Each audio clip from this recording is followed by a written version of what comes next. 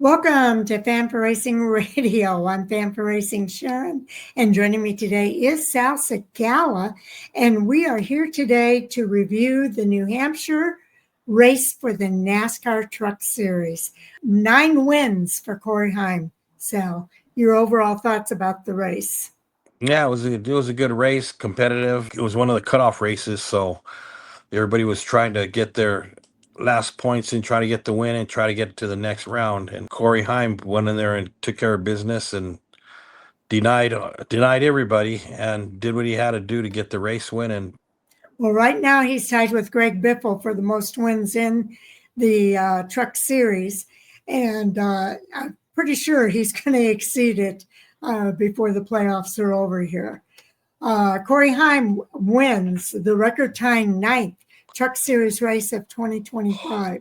Heim turned in yet another successful chapter to one of the most dominant seasons in the NASCAR Craftsman Truck Series history, claiming his record-tying 9th season win in Saturday's Team EJP 175 at New Hampshire Motor Speedway.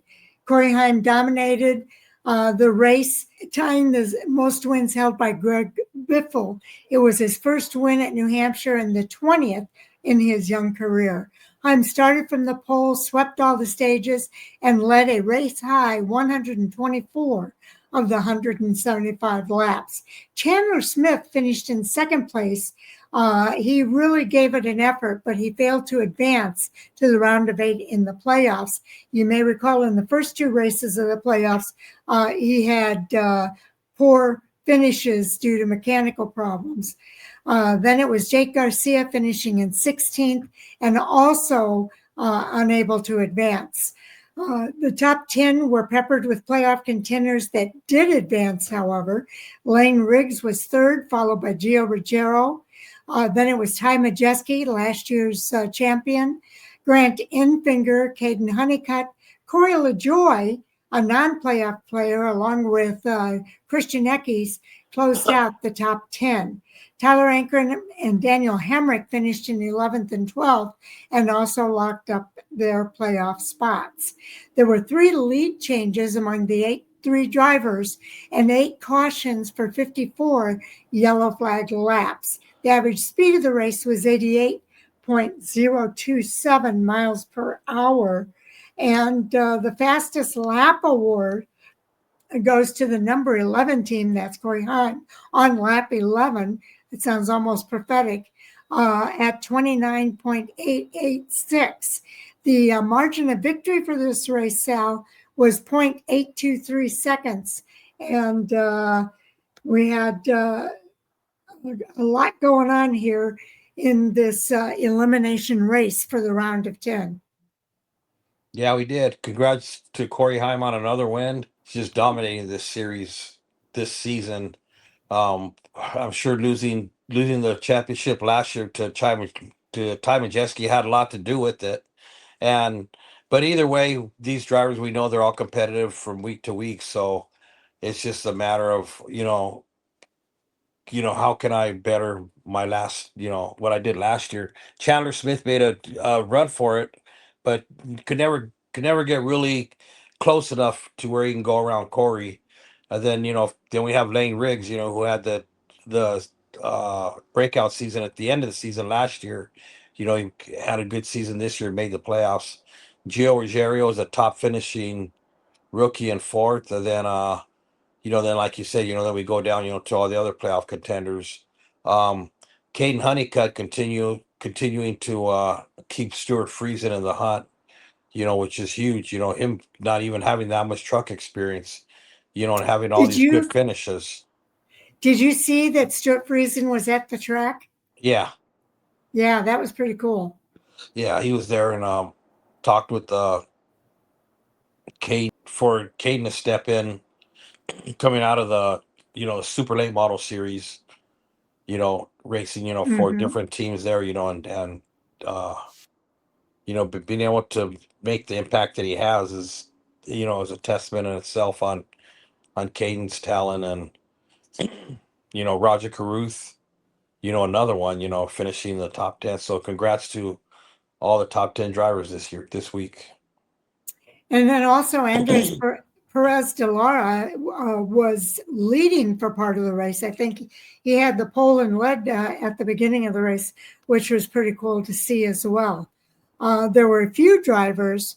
I know Connor Mozak on lap one, how I'm sure it was disappointing for him, got caught up in an accident that took him out of the race. Lap 7, Stephen Malozzi had a suspension issue. Norm Benning was running a little too slow to keep running after lap 29. Caleb Costner was caught up in an accident that took himself out on lap 30 and Jason Alexander out on lap 31. Another accident took out Connor Jones at lap 41. Derek White was out on lap 45 because of an accident. And on lap 61, it was Tanner Gray caught up in an accident that took him out of the race. A lot of accidents in this race. Lap 100, it was Patrick Emmerling. Lap 126, Tyler Tomasi. Lap 132, it took 3 drivers actually, Matt Crafton, Tony Breidinger, and on lap 133, Ben Rhodes, all out because of an accident. There were 17 drivers who finished all 175 laps of the race. And then 23 drivers finished the race, albeit some of those were a lap or more down. So any other thoughts there, Sal? Nah, that's really it. I mean, move Okay, on to the next one. The race was 2 hours, 6 minutes, and 12 seconds. Let's go ahead and cover the points report. All right, on the points we have the reset is Corey Heim leading the points, which we all know that. Comes in with 3,079 points. Second is Lane Riggs with 3,032. Third is Daniel Hemrick. Fourth is Tyler Akram. Fifth is Ty Majeski. Sixth is Grant Enfinger. Seventh is Raja Caruth. And eighth is Caden Honeycutt. And we know that Chandler Smith and Jake Garcia were the 2 drivers who missed out on getting to the next round. So our next race will be the first race of the next round of eliminations. Yes, and the next race will be at the Charlotte Roval. That'll be their first race in the round of 8. So a lot to look forward to there. Anything else you want to talk about here before we move on? Oh no, that was it. It just it's going to be exciting to see who makes the final 4. It will indeed. Yeah, I mean, geez, Grant Enfinger is still alive. Roger Caruth, who I didn't expect to be alive this late.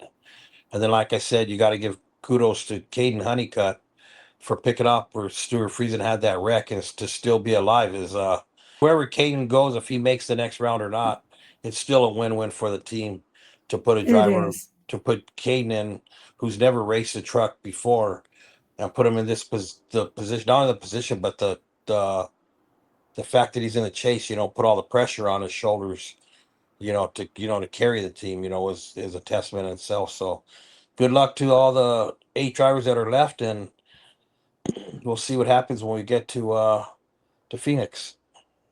All right. Do watch for more coming from Fan for Racing Radio. 3 races this weekend, the Truck Series, as well as the Cup race at New Hampshire Motor Speedway. And then the ARCA Menard Series had their race out at Salem Speedway. So we'll have those reviews.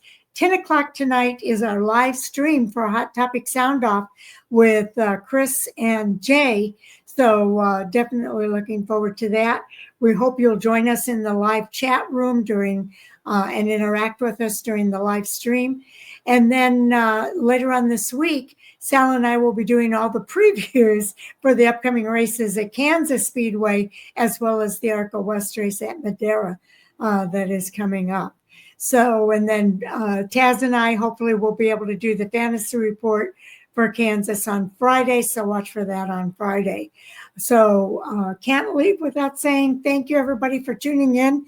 We do appreciate all of you, whether you're listening no matter when you're listening to us, we appreciate you. And we'll look forward to the next video, Sal. All right. Thanks, everybody. We'll see you on the next video.